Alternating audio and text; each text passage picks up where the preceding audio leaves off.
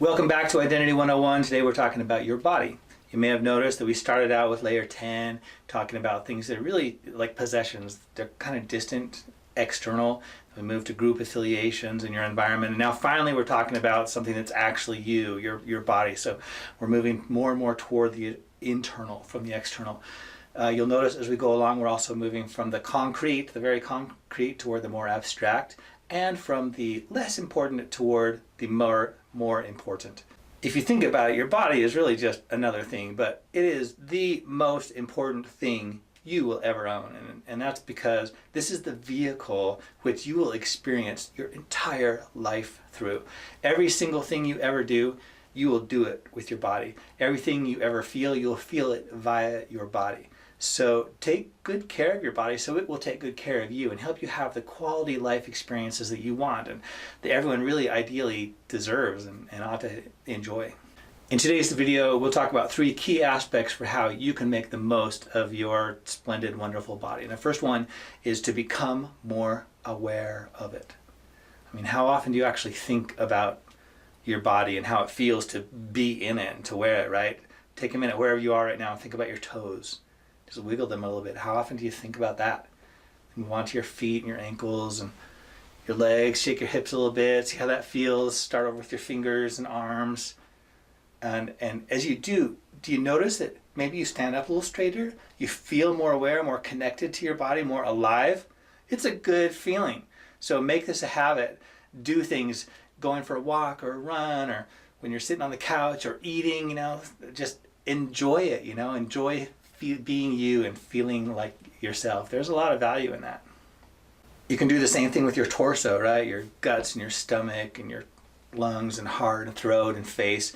And as you do this, it's possible that you'll feel some things that maybe aren't quite so pleasant. Maybe you have some sadness or some fear, some nervousness in there. And this is still, it's less pleasant, but it's a benefit because it shows you some areas where maybe you can make some improvements in your life and raise the quality of it. Second, let's explore what you think other people think of your body when they look at it. What do they think of it? Do you have nice legs or eyes? Do you have a nice voice? Do you do things with it that people appreciate? Are you strong or fast or helpful carrying the groceries or cleaning up after yourselves?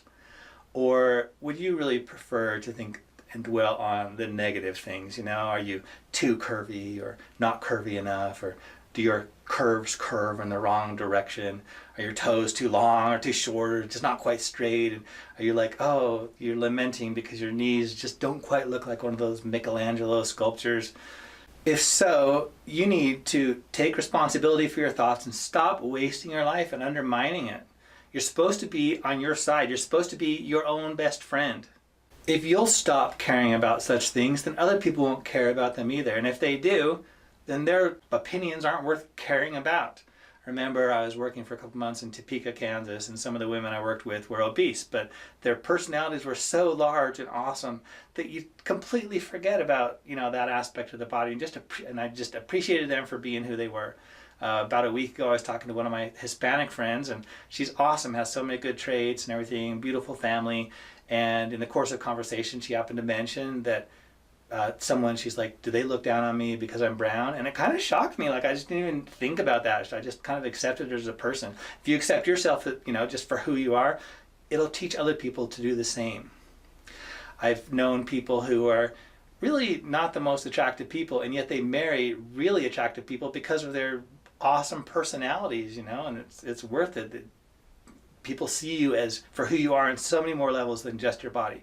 And conversely, just think of all those models who are stressed out and bulimic and have no self-esteem because they've kind of been trained to put all their value just on their appearance, and that's never satisfying enough. So don't fool yourself and think that believe all the marketers that if only you were more beautiful, then you'd be happy.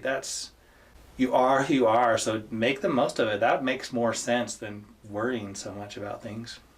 Third, let's talk about your ideal body. Like, if you could have any body size, shape, age, color, whatever, what would you choose to be? What would you want to be? Where would you be happiest and most satisfied?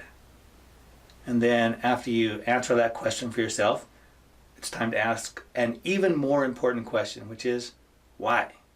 What is it you think you're going to get from being that different body? And when you answer that question, now you have your homework. Whatever it is you're trying to get, satisfaction, love from other people, go get it in your body, because you're pretty much stuck with what you've got. Yeah, you can do some things about it. You can eat better and exercise and wear more flattering clothing, and go ahead and do that stuff. But this is not your only avenue for getting what you want. Because honestly, if what you want is to be more attractive, then accept yourself perfectly, absolutely, unconditionally, because that's one of the most attractive things in the universe that you can be, is just accept yourself, stand up straight, feel good, go for it. And if people don't get it, give them time, they'll catch on. And if they don't, whatever, there are other people who will love and adore you for it. One of the reasons why is when you accept yourself and you feel good, then people around them, you kind of teach them to do the same thing, not only to accept you, but to teach them to accept themselves. And that feels pretty darn good. So you show them the way, and you'll be rewarded, they'll be rewarded, the world will be a better place for it. You probably already know what I'm going to say next. Live smart, live happy.